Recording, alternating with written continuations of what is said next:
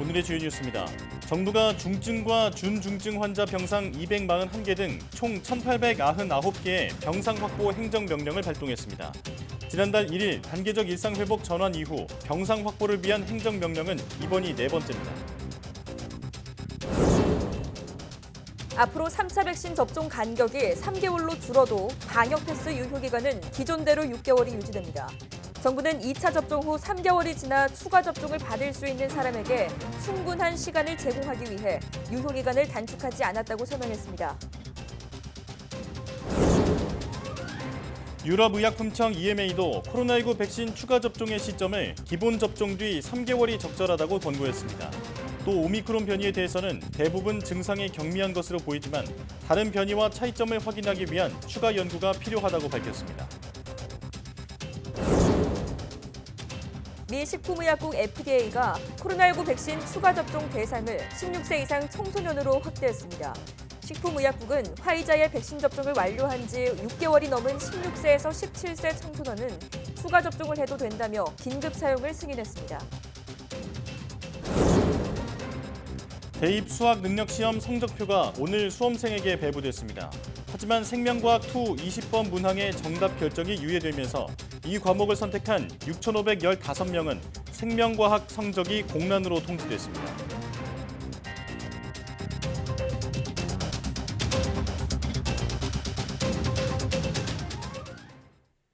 여러분 안녕하십니까? 사이언스 투데이 시작합니다. 코로나19 병상 부족이 현실화한 가운데 정부가 전국 의료기관을 대상으로 코로나19 중증과 준중증 환자 병상 241개를 추가로 확보합니다. 또 비수도권 소재 의료기관에서도 중등증 병상 1,658개를 추가로 확보할 예정입니다. 중앙재난안전대책본부는 이 같은 내용의 병상 확보 행정명령을 발동했습니다. 지난달 1일 단계적 일상회복 전환 이후 이번이 네 번째 행정명령입니다. 우선 전국에 있는 병상 500개 이상 700개 미만 의료기관 28곳을 대상으로 중증 및 준중증 병상 241개를 추가로 확보합니다. 또 코로나19 치료 병상을 운영하지 않는 비수도권 200개에서 299개 병상, 의료기관 137곳을 대상으로 중등증 환자 전담 치료 병상 1,658개를 추가로 확보합니다. 정부가 코로나19 유행이 지속할 경우 다음 주 사적 모임 규모나 다중이용시설의 운영시간 제한 등을 포함한 특단의 조치를 발표할 수 있다고 밝혔습니다. 이기일 중앙재난안전대책본부 제1통제관은 신규 확진자 수가 지금 7,000명대라며 이 같은 확산세가 꺾이지 않고 더 추가된다면 다음 주 특단의 조치를 발표할 가능성도 있다고 말했습니다. 이 통제관은 구체적으로 운영시간 제한이나 사적 모임 제한도 검토할 계획이라며 지난 3차 유행에서 가장 강력했던 것이 5인 이상 사적 모임 금지와 밤 10시 운영 제한이었다고 예를 들었습니다. 다만 현재로서는 최대한 지난번 발동한 방역 패스 적용 대상 확대 등 대책을 가지고 병상을 확충하는 노력을 하도록 하겠다면서 현재 유행세를 최대한 누그러뜨려 보고 봉쇄까지 가는 상황은 없도록 최대한 노력하겠다고 설명했습니다. 보건당국이 추가 접종 시행에 속도를 내기 위해 기본 접종과 추가 접종 간격을 단축하기로 했습니다. 중앙재난안전대책본부는 18세 이상 성인은 기본 접종 후 3개월이 지나면 누구나 3차 접종이 가능하도록 접종 간격을 단축하기로 결정했다고 밝혔습니다. 중대본은 국내 방역 상황이 악화하고 사회 활동이 활발한 연령층도 신속한 3차 접종이 필요하다고 판단했다며 이같이 설명했습니다. 또 신속한 3차 접종 시행으로 델타 변이 유행을 차단하고 오미크론 확산에 선제적으로 대비하겠다고 덧붙였습니다.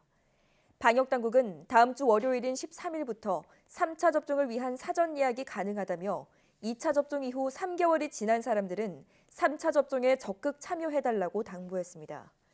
18세 이상 성인을 대상으로 한 3차 접종은 13일부터 사전 예약을 거쳐 15일부터 접종이 가능하고 자녀 백신을 이용한다면 당장이라도 접종이 가능합니다.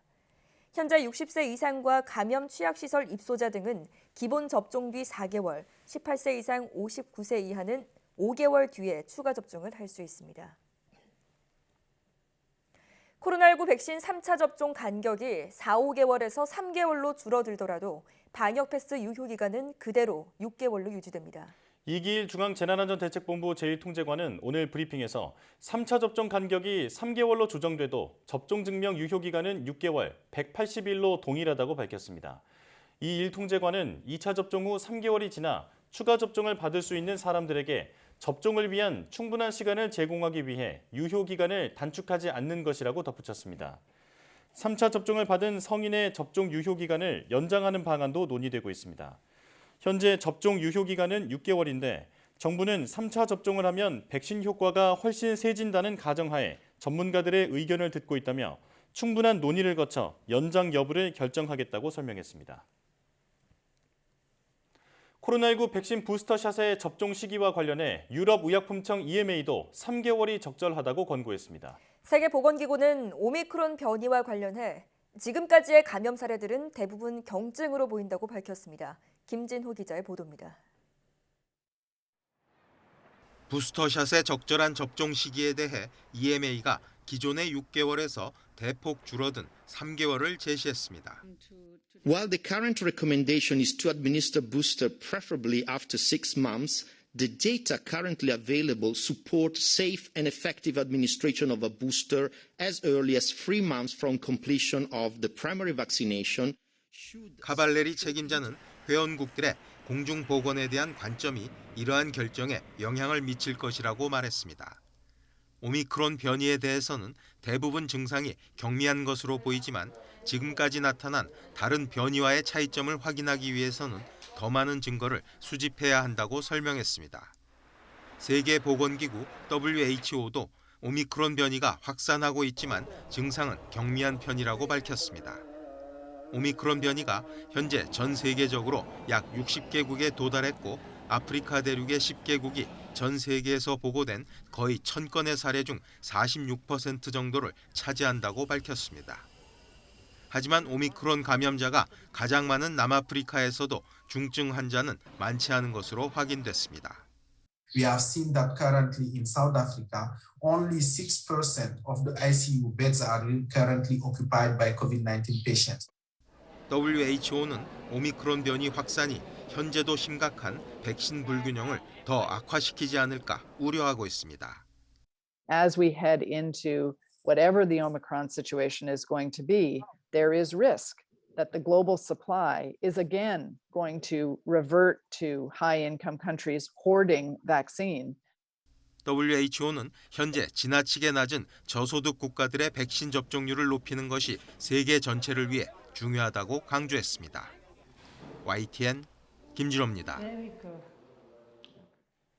정은경 질병관리청장은 방역 패스 적용과 청소년 대상 확대에 반대하는 국민청원 2건과 관련해 백신 접종의 예방 효과는 분명하다고 밝혔습니다. 또 청소년 확진자가 늘고 있어 청소년들도 백신 접종이 필요하다며 청소년 방역 패스에 대한 현장 의견을 충분히 경청해서 불안과 불편을 개선해 나가겠다고 말했습니다. 정 청장의 국민청원 답변 들어보겠습니다. 백신 접종의 예방 효과는 분명합니다. 백신 접종은 감염 위험을 낮출 뿐만 아니라 위중증, 사망을 예방하는 효과가 90%에 이릅니다. 특히 청소년 확진자의 99.8%가 접종을 완료하지 않았고 위중증 환자 11명은 모두 미접종자였습니다. 이에 따라 청소년 접종의 필요성이 더욱 커지고 있습니다. 청소년 접종에 대한 정보 제공과 안전관리를 통해 접종률을 높이고 청소년 방역 패스에 대해 학부모, 학생, 현장 의견을 충분히 경청하고 불안과 불편을 개선할 수 있도록 세부 시행 방안을 마련하겠습니다. 미국이 성인에게만 권고했던 코로나19 백신 추가 접종, 이른바 부스터샷 대상을 16세와 17세 청소년까지 확대했습니다. 미국 제약사 화이자가 부스터샷이 새로운 변이인 오미크론을 충분히 무력화할 수 있다는 연구 결과를 내놓은 직후에 나온 조치입니다. 이광혁 기자의 보도입니다. 미국에서 16세와 17세 청소년 가운데 470만 명은 코로나19 백신 2차 접종을 완료했습니다. 하지만 이들은 18세 이상 성인과 달리 3차 추가 접종인 부스터샷 대상에는 그동안 포함되지 않았습니다. 백신 접종이 청소년들에게 이상 반응인 심근염을 일으킬 수 있다는 일부 우려를 의식했기 때문입니다. 하지만 미국 식품의약국 FDA는 화이자 백신 접종을 완료한 지 6개월이 넘은 16세에서 17세 청소년에게 추가 접종을 해도 된다고 긴급 사용을 승인했습니다. 앞서 화이자와 바이오엔테크는 3회차 백신 접종을 마치면 오미크론 변이에 대해서도 중화 항체가 기존 2회 접종보다 25배 증가한다는 연구 결과를 내놓았습니다. 하지만 2회 접종에 머물면 오미크론에 대한 백신의 보호 효과가 크게 떨어지는 것으로 조사돼 보건당국이 부스터샷 대상을 확대한 것으로 보입니다. The Pfizer lab report came back saying that the expectation is that the existing vaccines protect against Omicron, but if you get the booster, you're really in good shape. 미국 보건당국은 청소년에 대한 부스터샷 접종 이득이 심근염 등 잠재적인 부작용보다 훨씬 크다는 판단입니다. 이스라엘의 경우 선제적으로 청소년들에게 부스터샷을 허용한 결과 이상 반응이 매우 드물게 나타났습니다. Please go and vaccinate yourself. 3 doses is really what's required to effectively protect from Omicron. 미국은 12세에서 15세 청소년에 대한 부스터샷도 필요하다면 검토하겠다는 적극적인 입장을 보였습니다. 우리나라는 현재 18세 이상에게만 3차 접종을 권고하고 있고 그 이하 연령층에 대해서는 방침을 검토 중입니다. YTN 이광규입니다.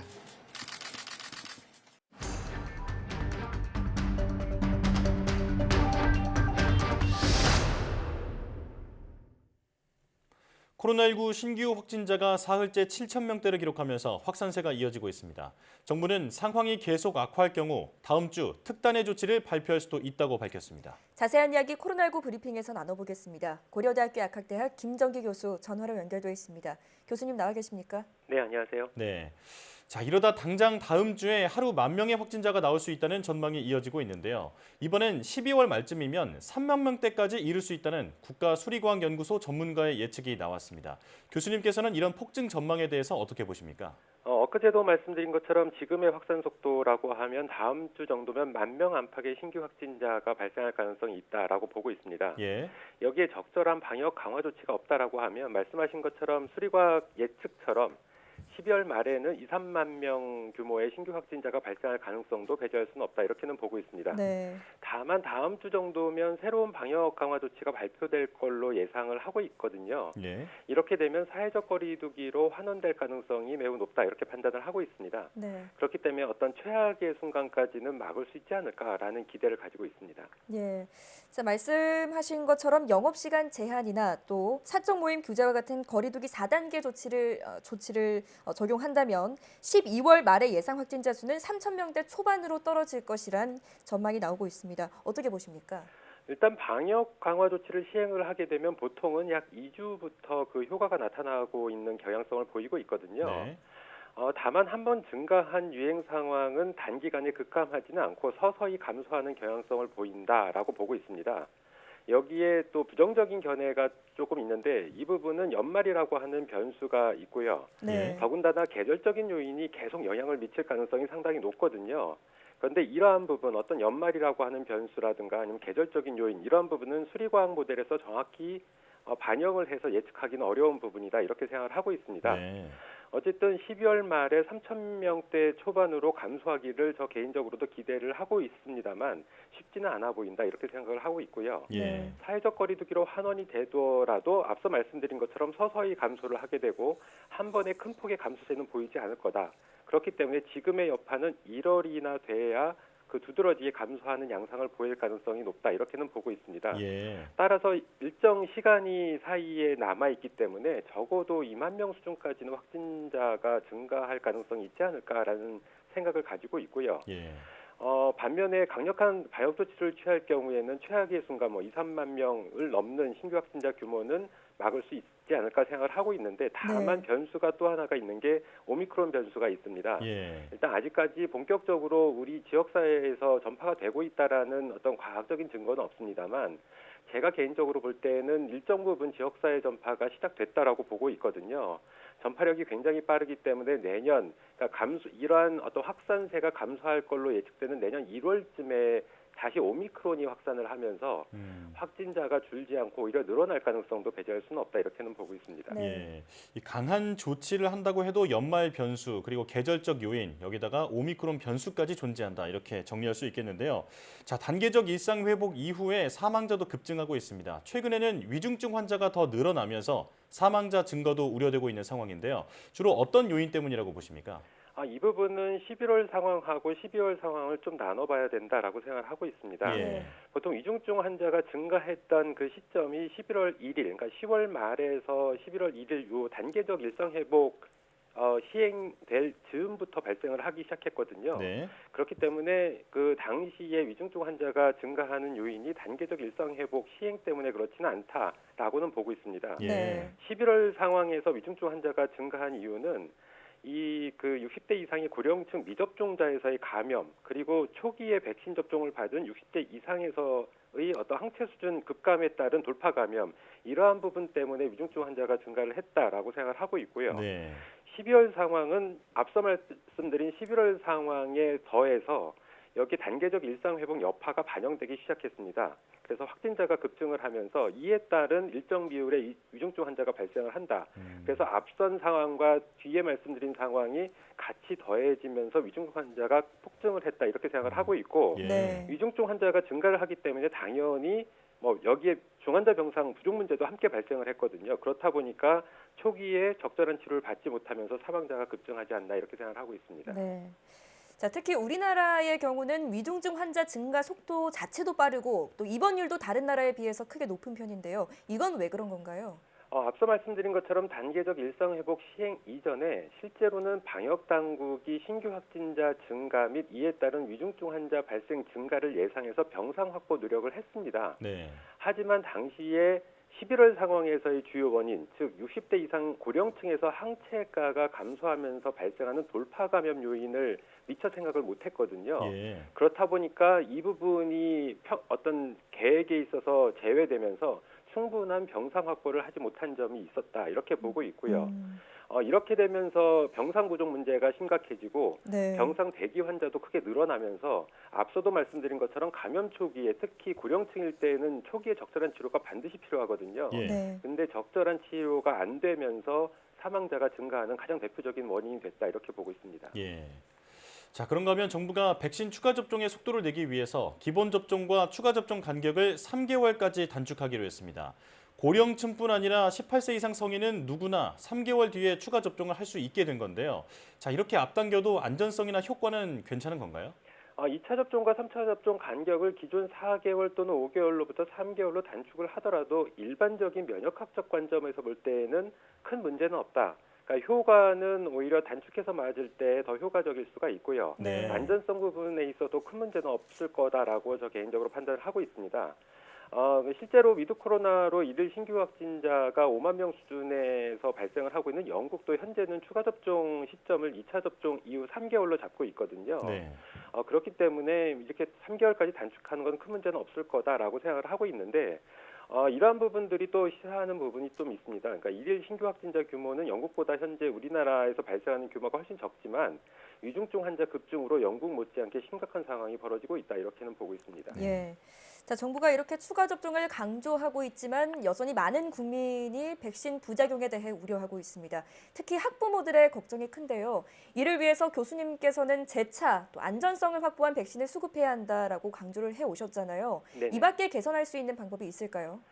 여기에 원인을 찾아봐야 됩니다. 왜 지금 청소년, 특히 이제 학부모님들의 입장이 많이 반영되는 부분인데 왜 청소년들에 있어서 백신 접종률이 크게 올라가지 않느냐 이 부분을 봐야 되는데 청소년 백신 접종에 있어서 접종률이 낮은 가장 대표적인 이유는 방역 당국에서 그동안 청소년은 감염이 되더라도 중증으로 발전하지 않는다는 점을 지속적으로 강조를 해왔거든요. 네. 그러니까 이 부분이 청소년이나 학부모님들에서 굉장히 깊게 어떤 하나의 고정관념으로 자리 잡고 있다 이렇게 볼 수가 있고 네. 그리고 더불어서 성인 접종 당시에 백신 접종 이후에 이상 반응 등 사후 관리에 있어서 국민들의 공감을 얻지 못한 부분이 있다라고 생각을 하고 있습니다. 예.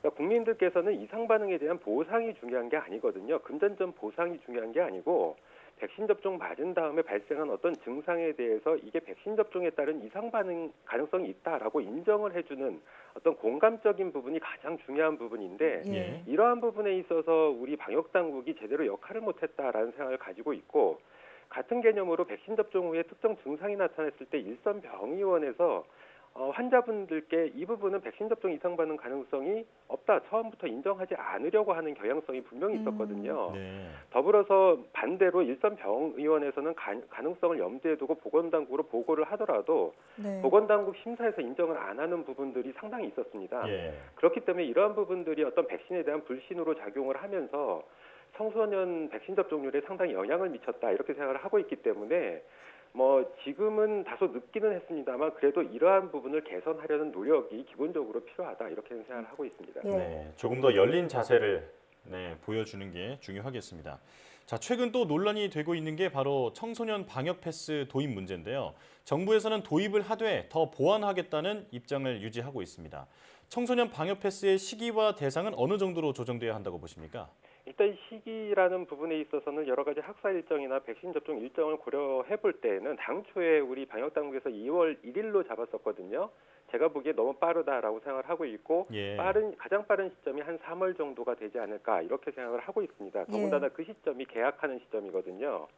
그리고 적용 대상, 그러니까 대상 부분 말씀하셨는데 대상은 사람과 업종을 나눠서 생각해 볼 필요가 있는데 방역 패스 접종 대상 그러면 제가 보기에는 사람적인 측면에서는 백신 접종이 허가된 모든 연령이 대상이 돼야 된다라고는 생각을 하고 있습니다. 예. 이 부분은 현재의 감염이나 유행 상황을 고려해 볼 때 그리고 단계적 일상 회복을 계속 추진을 하려면 반드시 방역 패스 부분이 모든 허가된 연령대에 적용이 돼야만 된다라고 생각을 하고 있고 반면에 대상 부분에서 업종 부분에 있어서는 지금 문제가 되고 있는 게 학원이거든요. 근데 네. 학원은 학습권이라든가 돌봄 기능을 가지고 있는 어떻게 보면 필수적인 시설 중에 하나다. 이렇게 개인적으로 보고 있거든요.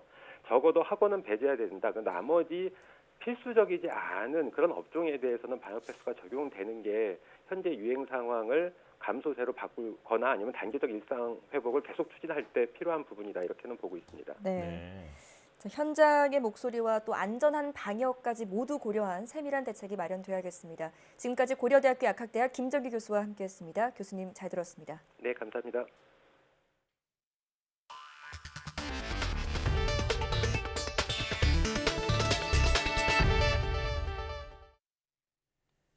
출제 오류 논란이 불거진 2022학년도 대학 수학능력시험 생명과학2 20번 문제에 대해서 법원이 1심 판결까지 정답 결정을 유예하라고 결정했습니다. 수능 성적 통지를 하루 앞두고 나온 결정인데 응시생 6,500여 명은 오늘 생명과학2 점수를 비워둔 성적표를 받았습니다. 손효정 기자입니다.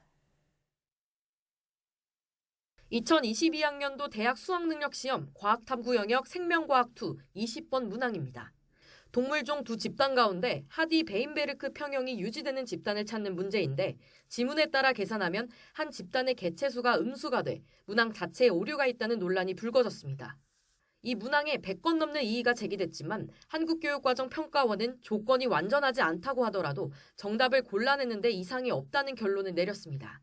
이에 생명과학2 응시생 등 90여 명은 20번 문제의 정답 결정을 취소하라는 소송과 함께 그동안 정답의 효력을 임시로 멈춰달라는 집행 정지를 신청했습니다. 저의 계산 실수라고 생각해서 계산하고 또 계산하다가 어느새 10분이 넘는 시간을 이 한 문제에 투자했습니다. 총 3문제를 찍어야 하는 상황이 저에게 왔습니다. 그래서 이런 상황이 너무 억울하고 수능 성적 통지를 하루 앞두고 서울행정법원은 수험생들의 집행정지 신청을 받아들였습니다. 오류 여부를 가려내는 1심 선고 때까지 20번 문항 정답을 5번으로 결정한 처분의 효력을 정지한 겁니다. 2014학년도 수능에서도 세계지리 8번 문항이 오류로 결론 난 적 있지만 수능 정답 효력의 집행정지가 인용된 건 이번이 처음입니다. 법원은 정답의 효력이 유지돼 수능 성적표를 받게 된다면 수험생들에게 회복하기 어려운 손해가 발생할 수 있다고 지적했습니다. 또 이 결정으로 성적 통보가 미뤄지고 대입 전형 일정에 지장을 줄 수는 있지만 효력 정지 기간을 1심 선고까지로 정해 신속하게 심리하면 지장을 최소화할 수 있다고 덧붙였습니다.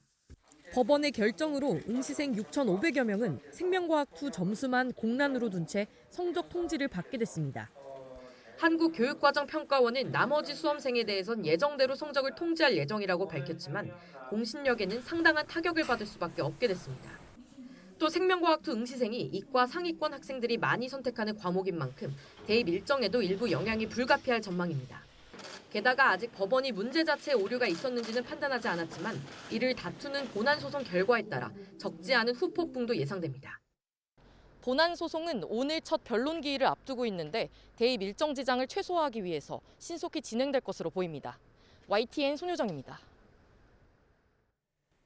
YTN은 교육 현장에 대규모로 보급된 3D 프린터의 유해성 문제를 연속 보도하고 있습니다. 3D 프린터 사용 뒤 각종 질병에 걸린 교사들이 확인됐는데도 오히려 유해성을 숨기고 안전 관련 예산까지 삭감하는 정부의 행태를 고발합니다. 기획탐사팀 김지환 기자가 보도합니다.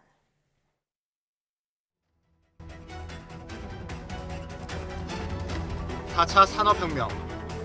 주요국들이 앞다퉈 3D 프린팅 산업 육성에 뛰어들었습니다. 우리나라도 대통령이 전면에 나섰습니다.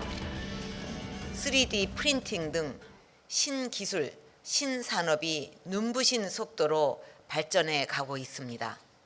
우리도 주저할 시간이 없습니다. 무한상상실이라고 해서 실제로 학생들한테 엄청 사용을 할 수 있게끔 많이 지원을 해줬거든요.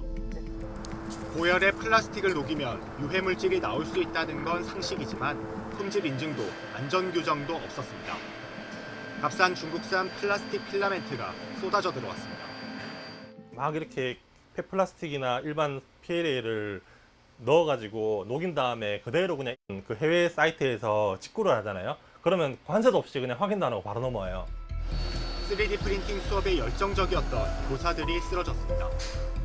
발병률 0.01%, 희귀암에 걸린 교사만 3명이고 4명이 급성암과 유사 증세로 고통받습니다. 암 중에서도 굉장히 드물게 발생하는 암이거든요. 현재 건강에 문제가 있는지를 실태 조사를 좀 할 필요가 있고요. 그렇다면 고 서울 선생님의 죽음이 알려진 뒤 무엇이 바뀌었을까요? 사람이 먼저라고 말하던 정부는 오히려 3D 프린터 사용 매뉴얼에서 안전을 지웠습니다. 제목에서 안전은 쾌적으로. 해외 논문을 인용한 3D 프린터의 유해성 설명 부분은 장점 소개로. 유해 물질의 종류와 건강에 미치는 영향을 담은 9쪽 분량의 내용은 아예 삭제. 안전 문제를 사실상 은폐한 셈입니다. 이뿐만이 아닙니다. 정부는 내년 예산안에서 3D 프린터 관련 안전 예산을 전액 삭감했습니다. 예산은 한정이 되어 있고 우선순위에서 좀 밀리는 거 아닌가라는 생각은 조금 들어요. YTN은 내일과 모레 탐사보고서 기록 3D 프린터와 암 2부작을 통해 3D 프린터의 유해성과 피해 실태, 그리고 교실이 유해가스로 가득 차게 됐던 이유를 심층 보도합니다. YTN 김지환입니다.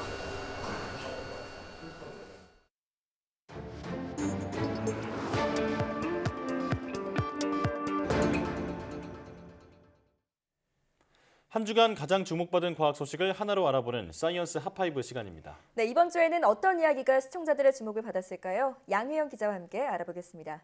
어서 오세요. 안녕하세요. 네, 5위 소식부터 알려주시죠. 네, 일본인 백만장자가 일본인 민간인 중에는 처음으로 우주 여행에 나섰다는 소식입니다. 네, 일본 최대 의류 전문 온라인 쇼핑몰의 창업자이거든요. 마에자와 유사쿠 등 2명이 지난 8일 정오쯤 카자흐스탄 우주기지에서 러시아 소유주 우주선을 타고 우주로 올라갔는데요. 이륙 6시간 만에 국제 우주 정거장에 도킹을 해서 내부로 들어가는데 성공했습니다. 이 마에자는 2009년 이후로 국제 우주 정거장을 방문한 첫 번째 관광객이고요. 또 과학자가 아닌 일반인으로는 10번째 사람이라고 합니다. 이들은 앞으로 이 12일 동안 이 국제 우주 정거장에 머물 예정인데요. 이 마에자는 이 우주 여행을 떠나기 전 자신의 홈페이지를 통해서 우주에서 해봐야 할 100가지 일 이런 걸 공모를 했다고 합니다. 여기서 나온 이 공모의 일들이 뭐냐면 뭐 종이 비행기 날려보기, 또 뭐 우주 비행사와 배드민턴 치기, 또 악기 연주하기, 이발하기 등 이런 것들이 나왔는데 이런 것들을 직접 우주 정거장에서 수행을 하고 그 모습을 유튜브 채널에 올릴 예정이라고 합니다. 또 이 러시아 우주인들하고 같이 활동을 하는 거니까 그만큼 의료 실험에도 함께 참여할 계획이라고 합니다. 이 마웨자와는 또 미국 스페이스X가 오는 2023년에 발사 예정인 유인 우주선도 본인의 돈을 내고 탑승을 하겠다 이런 계획을 밝힌 바가 있기 때문에 그의 우주 여행이 당분간 계속될 예정입니다. 아, 네. 이런 소식 들을 때마다 정말 부러운데요. 저도 좀 가게 가격이 좀 빨리 싸졌으면 좋겠습니다. 네. 자, 4위 소식은 뭔가요? 네, 이제 제주도에 있는 스타벅스를 이용할 때에는 이 개인 컵, 또 매장용 머그컵 말고 일회용 컵이 아닌 다회용 컵으로만 음료를 마실 수 있다고 합니다. 네, 제주 스타벅스 23개 전 매장에서 일회용 컵을 퇴출했기 때문인데요. 이 소비자는 사용한 다회용 컵을 이 무인 반납기에 넣어서 보증금 1,000원을 돌려받을 수 있게 돼 있고요. 반납한 다회용 컵은 제주의 전문 세척 업체에서 세척 후에 재사용이 된다고 합니다. 스타벅스가 지난 5개월 동안 제주의 4개의 매장에서 시범 운영을 해봤는데 그 결과 일회용 컵의 한 30만 개가 다회용 컵으로 대체되는 것을 확인했다고 합니다.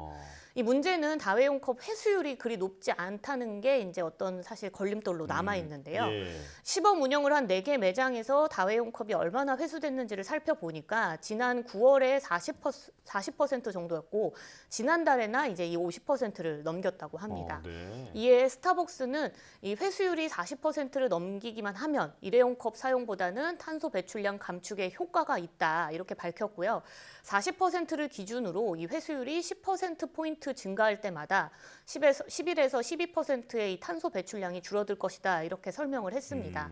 또한 이 앞으로 회수율을 높이기 위해서 무인 반납기도 지금은 이제 5개밖에 없었는데 26개로 늘려서 회수율을 계속 올라갈 것이다 이렇게 기대를 했습니다.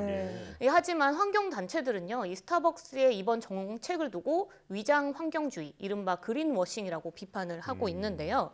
이 제공되는 다회용 컵이 PP라고 불리는 폴리프로필렌으로 만들어졌는데 이게 이제 우리가 알고 있는 일회용 포장지 또 배달 용기에 쓰이는 소재입니다.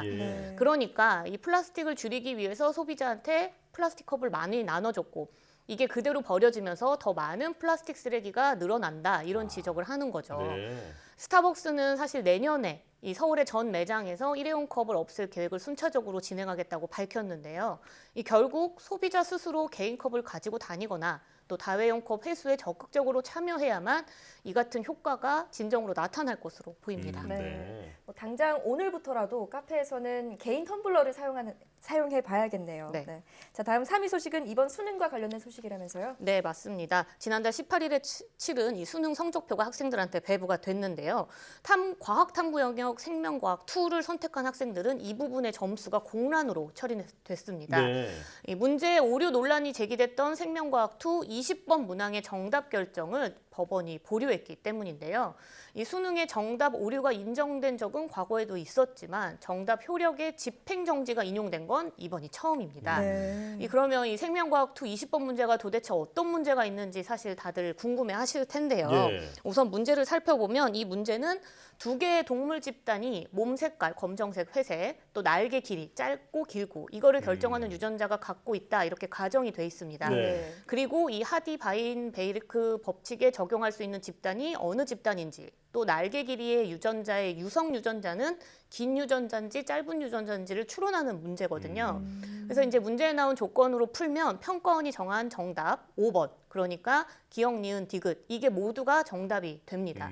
논란이 벌어진 건요, 모든 유전자형의 비율을 구했을 때 이게 나타나는 건데요. 이 2개의 동물 집단이 가질 수 있는 유전자형은 모두 6종류가 나오는데 이 중 짧은 날개 유전자만 2개를 갖는 집단의 비율이 음수로 나오게 되는 겁니다. 이게 사실 좀 어려우니까 제가 좀 쉽게 설명하기 위해서 그래픽을 준비를 했습니다. 그래픽을 살펴보면요. 사과가 10개 있다고 우선 가정을 제가 해보고요. 3명에게 이 사과를 10개를 나눠줄 겁니다. 그런데 조건에 맞춰서 저희가 계산을 해보니 A는 6개, B는 5개를 갖고 있었고 이게 정답이에요. 근데 사과는 총 10개잖아요. 그러면 C는 마이너스 1개를 가져야지 총 10개의 사과가 맞게 됩니다. 정답은 맞출 수 있으나 C가 마이너스 1개라는 사과를 들고 있어야 되는데 이건 현실적으로 존재할 수 없는 거고. 뭐 줘야 되는 것도 아니고요. 그렇죠. 이번 20번 문제의 오류도 이와 같이 하나의 집단에서 마이너스 음수가 나왔다는 겁니다. 이 평가원에서는 일부 조건이 잘못됐다 이걸 인정을 하면서도 사실상 답을 고르는 데는 지장이 없었으니까 이 문제는 이상이 없다 이렇게 결론을 내렸는데요. 네, 결국 20번 문제에 대한 1심 선고가 나오기 전까지 대입 일정에 영향이 생기는 것은 물론이고 점수가 나오는 거에 따라서 뭐 표준 점수도 올라갈 수 있다고 하니 후폭풍이 적지 않을 것으로 예상됩니다. 예. 자, 해마다 이런 문제가 반복되는데 애초에 좀 방지를 할 수 있는 그런 대책이 좀 필요해 보입니다. 자, 이제 2위 소식인데 오미크론 관련 소식이군요. 네, 맞습니다. 이 남아공에서 처음 오미크론이 발견된 이후 뭐 국내는 물론 전 세계적으로 오미크론 변이가 확산하고 있잖아요. 그런데 이제 기존 PCR 검사에서 다른 변이와 잘 구분되지 않은 이른바 스텔스 오미크론 변이가 발견되고 있어서 문제가 되고 있습니다. 예. 그러니까 이 PCR 검사에서 양성은 나오긴 나오는데 오미크론 변이인지 아닌지를 알 수 없어서 유전체 분석이 따로 필요한 경우가 많다는 건데요. 현재 오미크론 변이는 이 PCR 검사에서 특정 스파이크 유전자인 S 유전자가 검출되지 않으면 오미크론 변이다 이렇게 판단을 하고 있습니다. 예. 하지만 이 스텔스 오미크론은 이 베타나 뭐 델타 변이처럼 S 유전자가 검출이 된다고 하네요. 그래서 실제로 이게 오미크론 변이인지 아닌지를 확인하려면 5일 정도가 더 걸리는 전장 유전체 분석을 해야 하는 상황인 겁니다. 근데 다행히도 이 국내 연구진이 20분 만에 오미크론 변이를 판별할 수 있는 진단 기술을 개발했습니다. 예. 이 포스텍 이정욱 교수팀인데요. 이 분자 진단 기술을 활용을 해서 돌연 변이가 생긴 특정 지점을 확인을 했고요. 그래서 이 오미크론이 감염됐는지 아닌지를 알 수 있는 기술을 개발한 겁니다. 이 바이러스 염기 서열에서 돌연 변이가 생긴 지점만 정확하게 찍어내는, 그러니까 문장에서 오타만 발견하는 약간 맞춤법 검사 방식인 건데요.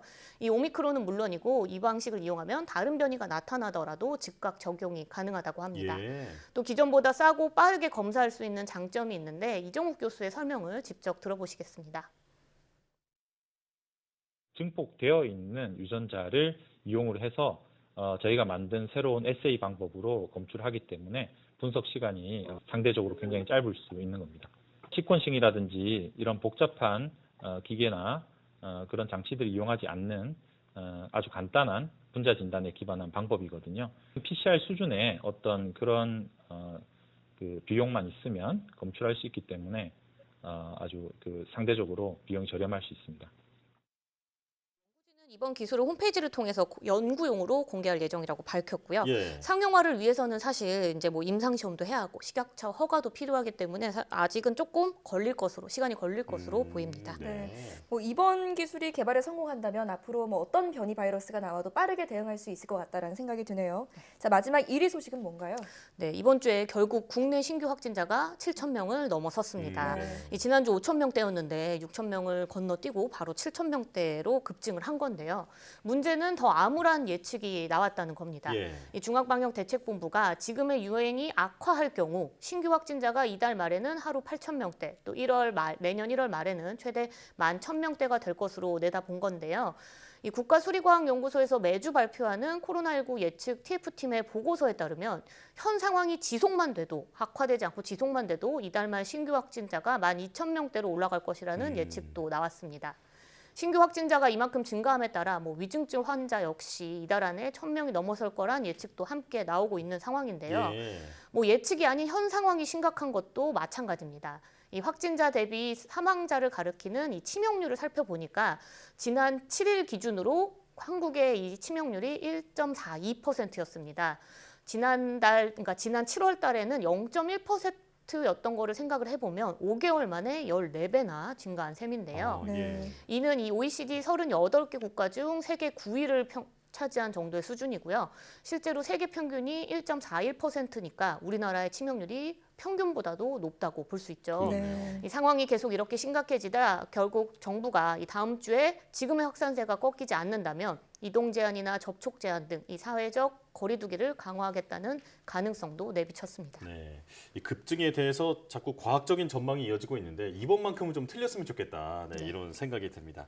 자, 사이언스 하파이브 양효영 기자와 함께했습니다. 고맙습니다.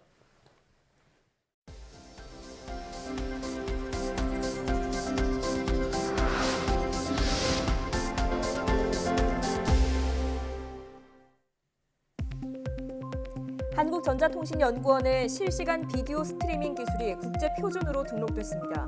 이 기술은 진행자가 이동하면서 생방송을 진행해도 끊김없이 서비스를 받게 해주는 기술로 전 세계를 돌아다니며 활동하는 유튜버들에게는 필수적입니다. 전자통신연구원은 지난 2016년 7월 개최된 국제인터넷표준화기구 회의에서 처음으로 해당 기술을 제안했으며 표준화 작업을 추진한 지 5년여 만인 지난달 말 국제표준으로 승인받았습니다. 연구원은 이 기술을 누구나 활용할 수 있도록 홈페이지에 오픈소스로 공개했습니다. 모국어 외에 다른 언어를 함께 구사하는 어린이는 기억력이 향상되고 뇌 연결망도 개선된다는 연구 결과가 나왔습니다. 카이스트와 미국 예일대 공동 연구팀은 미 국립보건원의 청소년 뇌인지 발달 데이터를 이용해 9세에서 10세 아이들의 인지기능 점수와 기능적 뇌 연결망을 분석했습니다. 그 결과 모국어 외에 다른 언어를 추가로 사용하는 어린이들은 모국어만 사용하는 아이들에 비해 기억을 측정하는 인지 과제에서 높은 점수가 나타났습니다. 또 뇌 전체 연결망에도 긍정적인 영향을 주는 것으로 나타나 어릴 적 여러 언어를 사용하는 것이 알츠하이머와 같은 퇴행성 뇌질환을 예방하는 데 도움이 되는 것으로 확인됐습니다. 홍콩 연구진이 코로나19 바이러스를 죽이는 스테인리스 스틸을 개발했다고 홍콩 현지 언론이 전했습니다. 홍콩대 연구진은 구리 비율을 20%로 높여 만든 스테인리스 스틸이 표면에 묻은 코로나19 바이러스를 3시간 안에 99.75%, 6시간 안에 99.98%까지 감소시켰다고 밝혔습니다. 또 이 스테인리스 스틸은 표면의 감기 인플루엔자와 대장균도 비활성화시킬 수 있다고 덧붙였습니다. 연구팀은 코로나19 바이러스와 같은 병원균은 기존 스테인리스 스틸의 표면에서는 안전성을 보이며 하루 이상 남아있지만 수능과 구리 함유량을 높일 경우 표면에서 빠르게 비활성화된다고 설명했습니다. 파괴된 열대 우림은 인간의 손이 닿지 않으면 20년 뒤 저절로 복원된다는 연구 결과가 나왔습니다. 네덜란드 등 국제 공동 연구팀은 남미와 북미, 서아프리카 등 세계 대륙 열대우림 77곳을 분석해 숲이 어떻게 복원되는지 살펴봤습니다. 그 결과 농사를 짓거나 농장으로 이용한 뒤 버려진 숲에서 각종 식물과 종자들이 다시 싹을 틔우며 새로운 우림을 형성한다는 사실을 발견했습니다. 또 우림이 원래 모습을 되찾기까지 생태계 전체를 기준으로는 120년이 필요하지만 20년 정도면 숲이 예전 상태의 78%까지 스스로 복원할 수 있다는 것을 확인했습니다. 연구팀은 파괴된 우림의 경우 남아있는 동식물군에 의해 이른바 2차 우림이 탄생한다며 숲이 자연적으로 재생될 수 있도록 내버려둬야 한다고 강조했습니다.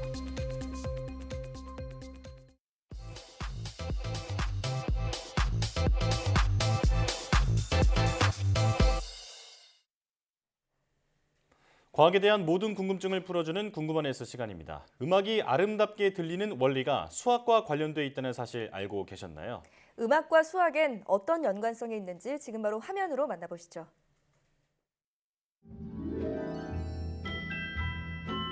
기원전 500년경의 그리스, 세상을 수학으로 이해하던 수학자이자 철학자 피타고라스는 어느 날 대장간을 지나다가 멈춰섰습니다.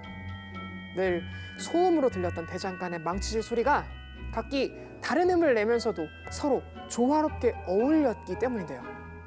궁금하게 생각한 피타고라스는 대장간에 들어가 망치를 테스트해보기 시작했고 이 망치의 크기에 따라 소리의 높낮이가 달라진다는 것을 깨달았습니다. 피타고라스는 무게가 12와 6인 망치, 즉 비율이 2대 1인 망치를 함께 두드리면 높이만 다를 뿐 같은 소리, 즉 한 옥타브 차이의 소리가 들린다는 것을 발견했습니다. 이후 피타고라스는 직접 하프를 연주하면서 음악의 소리를 분석했습니다. 하프의 소리가 가장 조화로울 때가 하프의 현의 길이와 현에 미치는 힘이 간단한 정수 비례 관계를 나타낼 때라는 사실을 밝혀냈죠.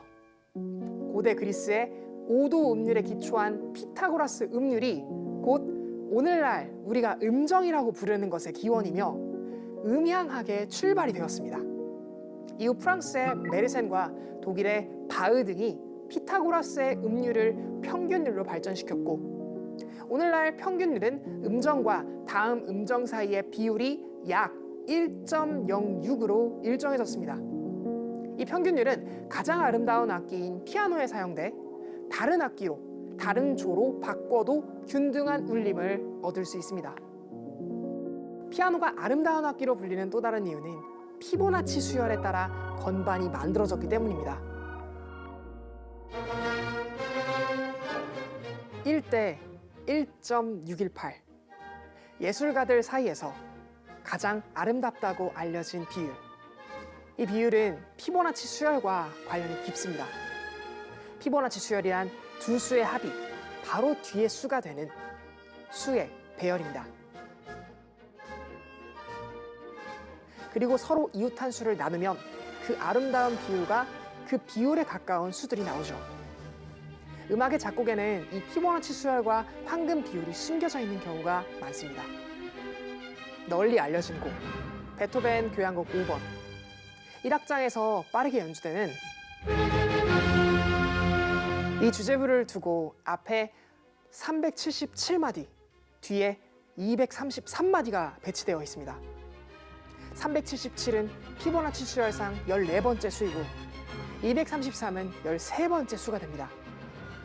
377대 233의 비율은 1대 1.618로 황금 비율이 나타나죠. 음악과 수학, 음악과 과학을 연관지을 때 음파에 대한 이야기를 빠뜨릴 수 없습니다. 세상에 존재하는 모든 소리는 매질인 공기를 진동시키며 퍼져나가는 파동인데요. 이는 악기에서 더욱 중요해집니다. 악기는 종류에 따라 다르긴 하지만 특정 음에 따라 비교적 명확한 파형을 가지고 있습니다. 파동의 특성 중 하나는 서로 다른 파동들과 합성이 가능하다는 것인데요.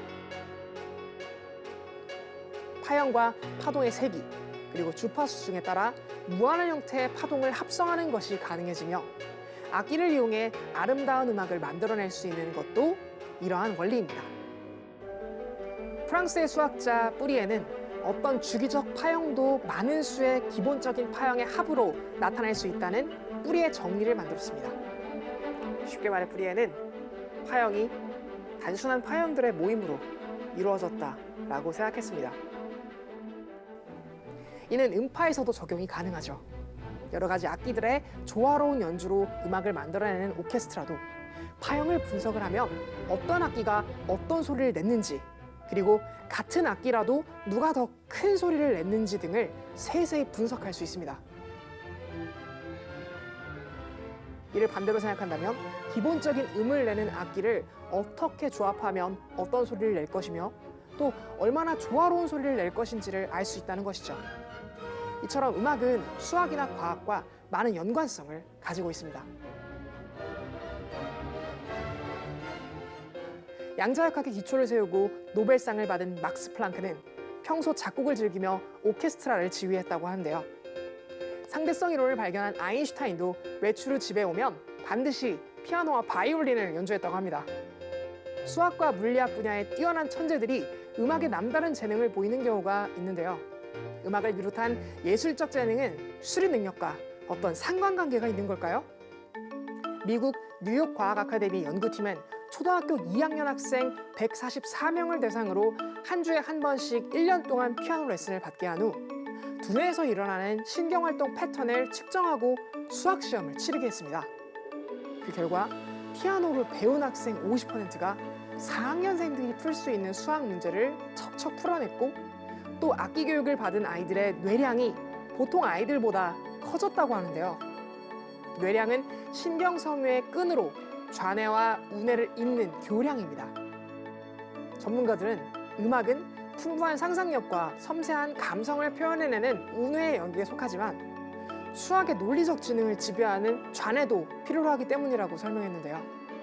예를 들어 피아노를 칠 때 오른손과 왼손의 악보는 각각 다른 음을 동시에 치도록 요구하는데 이것은 양쪽 뇌를 동시에 움직이도록 훈련하는 것과 같다고 합니다. 각자 다른 정보를 동시에 받아들여 파악하고 다시 각각의 손에 다른 지시를 내려야 하는 과정 자체가 머리를 끊임없이 움직이는 일이라는 거죠. 오늘 궁금한 에세이에서는 음악과 수학의 특별한 연결고리에 대해서 알아봤는데요. 음악이 아름답게 들리는 원리가 이 수학과 관련되어 있었다는 사실이 정말 신기한 것 같네요. 그럼 궁금한 에세이는 여기서 인사드릴게요. 과학에 대한 궁금증이 있다면 언제든 유튜브에 사이언스 투데이를 검색해주세요. 이상 궁금한 에세이였습니다.